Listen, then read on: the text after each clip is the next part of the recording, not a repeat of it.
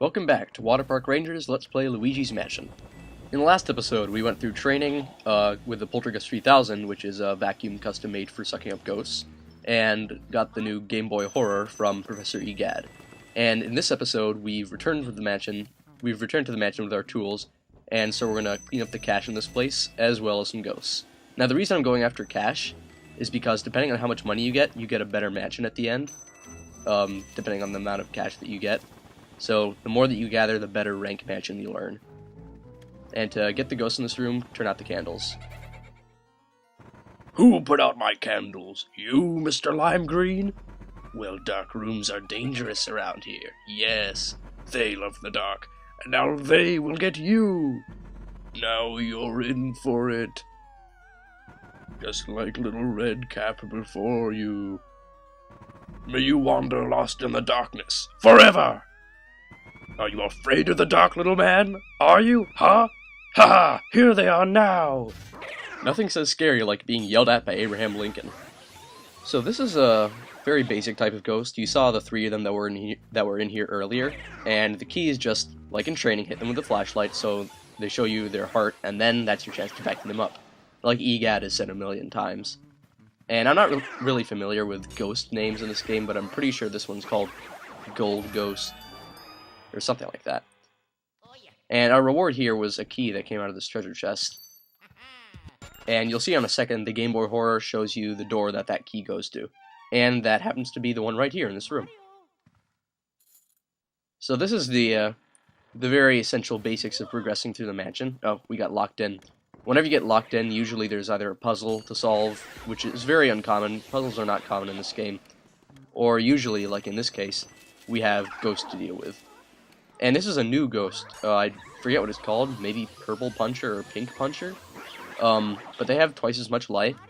And whenever they punch, they also charge in your direction. So they are a little bit more dangerous. And one thing I think I should add is that if there are multiple ghosts, because we've been encountering them one at a time so far, but not soon that won't be the case. The idea is to try and catch one. No, try and catch them both at the same time. Because if you only pull in one, like I'm doing here by mistake, see exactly what happens. While you're trying to pull in the other one, you're leaving yourself open to attack from another ghost that's not being pulled in. So try and get them at the same time. Besides just being smarter and more efficient, you also get hearts as a reward. It happens almost 100% if you pull in multiples. It can happen otherwise, though. So this is the new room, the wardrobe room. And there is a secret here that I'm going to show you. First, make this ghost evaporate so that doesn't bother you. And then we'll catch this ghost in the corner. I forget what it's called. Something Spectre, I believe. But they're really rare. If you mess up catching one, you won't ever be able to get it again. And they have specific points where they appear, and that's one of them. They leave a ton of money whenever you catch them. And there is a reward for catching all of them in the game, along with another special ghost that we'll talk about soon enough. But we're not going to be doing that, simply because there are just too many of them. And we have another one right here, another new ghost. I think they're called garbage ghosts, but I always call them banana ghosts. It's pretty obvious why. They throw bananas when they're trying to escape. Let's not pull that mushroom in. That is a bad mushroom. So as you saw, that one had a lot of life compared to the others. So the good idea is to take out the smaller, faster ones first, and then go for these. Like, they can't attack you outright, but if you step on a banana peel, there's a chance you can slip and get a little bit hurt. That's mostly annoying when you're trying to pull another ghost in. So the last ghost is hiding in the wardrobe over there. So we'll just reel it in, and that should finish the room. And this time, the key drops up there, so use the vacuum to pull it down from a distance. So let's see. This key goes to the other locked room that was back in the foyer from before. But before we go back to the foyer, we have to check this side room. And there's just nothing really out here of interest but a toad for another random save spot. There are a few plants, but there's nothing we can do with them for now. So here's a neat trick that I'm going to show you. Use the Game Boy Horror and investigate the mirror, and it'll teleport you back to the main room in the foyer. And let's just take care of stuff here and then go up to the locked door. I don't believe I've checked these objects before, so they might have some money hidden in them. Yep, yeah, there are a few coins in that one. Alright. And the locked door is on the left. There's nothing on the right. Well, there's another pot, but I don't think there's anything in it. So Gadd here is giving us a message about what we're going to face through here. It's the portrait ghost that escaped from his gallery, and they're special, and so they aren't defeated quite like other ghosts as you're going to see. But first I'll show you this. I'm saying but first a lot. That's because there's so much going on. You see how there are two doors here? Well, on the map, obviously there's not a door appearing to our left, so what happens when we open it? It's a trap! And I obviously knew that was there, but I just need to tell you that because there are plenty of fake doors, and if they don't appear on the map, then they're traps, so do not open them. Alright, we've got quite a few things to take care of in this room. First off, take care of the evil book that's reminiscent of the restricted section from Harry Potter and the Chamber of Secrets by vacuuming it up. Then hit the chair to make the that fast ghost thing appear, and then catch it, and you get a ton of money, as well as a ruby, which is always nice. That's a special kind of treasure. There are some more rare treasures like that. And I think there are some dollars to be found inside those stashes of books on top of the desk. And more in there as well. Let's see, is there anything else? Oh, even more money. Okay, I'll take it. As you can see, that other ghost is yawning, but we're not going to take care of him quite yet. First off, we need to scan this hidden piece of cheese to make a gold mouse appear. And the gold mice... Oh! I'm not trying to catch you! Don't let the gold mouse get away, because they're like the blue ghosts. They're one-time things. And the reward... There's a special reward for getting every gold mouse and blue ghost in the game. We're not going to do it, but I'm going to collect the ones that I know. I know that I could easily use a guide to find the rest of them, and it's a shame that I'm not doing 100%, but that's life. I've recorded this 4 times and failed. So, just wait for him to yawn by turning in the opposite direction that he's facing, then try to pull him in. And the key to this guy, like all portrait ghosts you'll find out, is that if you can get him in one go, and do not catch the mushroom that they release, you'll see why. We're gonna get hit by one eventually, I'm sure. Is to try and pull them in one go, because they'll drop more and more of these pearls, as you can see. They're special pearls that are not only very valuable, but depending on how many you get, then you'll get a special reward. And that'll change the color of the frame for the portrait that the ghost goes inside. And it's not a big thing, but a lot of people try to get all gold frames in this game. Well, I say a lot. Some people try to go for a run where they get all gold frames. But in all honesty, that's really quite difficult to do, as you'll see. Oh, gold bar. Not a very common treasure, but it's a little bit more common than the rubies and sapphires that we got from that mouse earlier. So we're probably not going to get them all, but I'll get which ones I can, because I'm not going to be trying multiple attempts. So, first things first, hold the vacuum on the fan to make all the money come out of it. Then we're going to take out the next portrait ghost in this room after healing up with the heart here. So, there's another simple trick to this one. You've just got to pull the window apart with the, pull the blinds off with the vacuum, and then the broken window will let the air in and cause this ghost to try and close the window. And when that happens, try and vacuum it up.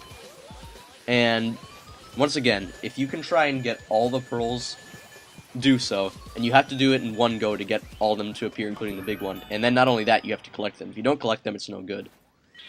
And if it takes you multiple tries, then it might earn you instead a silver frame or perhaps a bronze frame.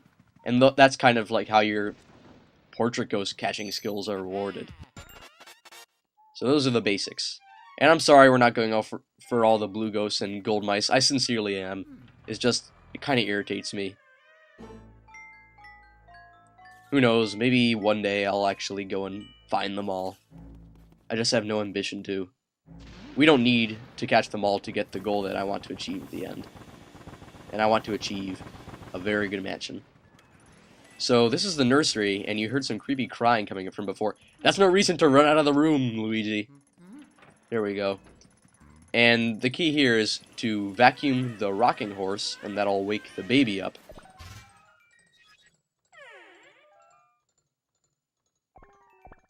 Hey, wanna play with me?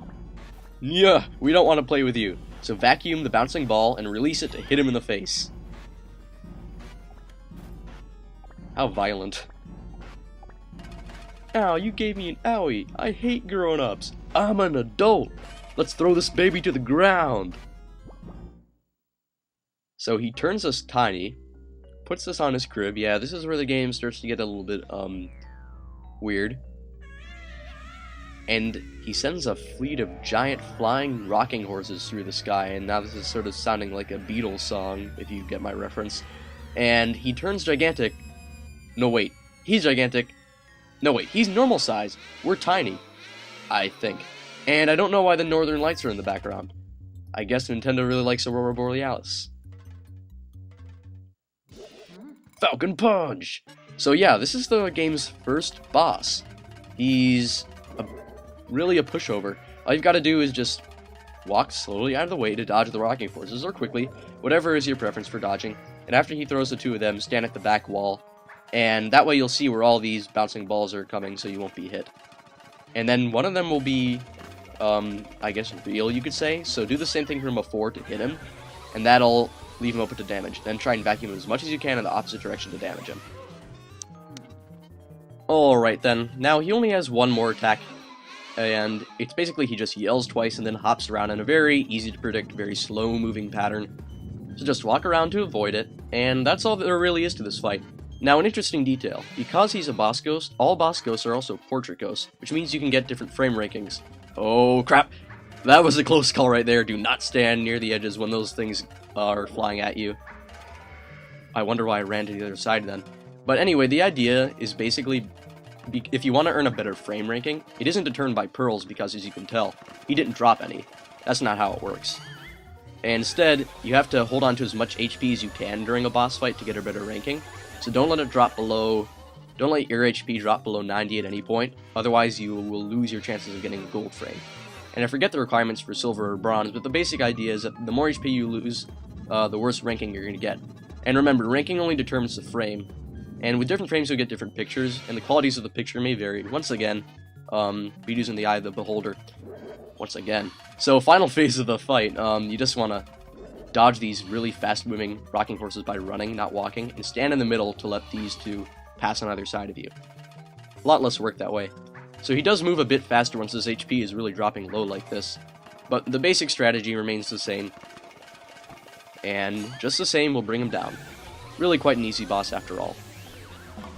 He really should be. Do-do-do-do-do-do-do-do. Gotta love the victory pose. So we get a special treasure chest as a reward, and now ordinary key, a big, shiny pink key with a heart in it. Now Gadd calls us and says, now that you've cleared the first area, all those ghosts are gonna make your vacuum explode unless you go back to the lab. And so we showed that boss ghost who's boss. We sure did. Good job, Luigi. You made it back in one piece. Could say a One Piece reference, but I will refrain. So this is the ghost Portrificationizer, and it turns the ghosts that we caught into portraits.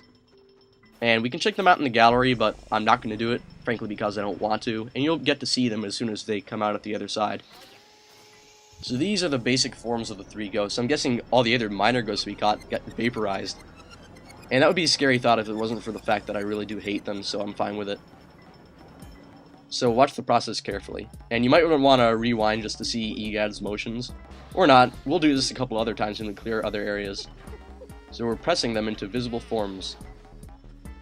And presto, turn them into beautiful ghost portraits. They're out of order, as you can tell. Oh, but we got all gold frames on them, it looks like it. Well, it's the first area, it really shouldn't be too hard at all. Neville, Lydia, Chauncey. So those are all the ghosts we have so far. Important ones.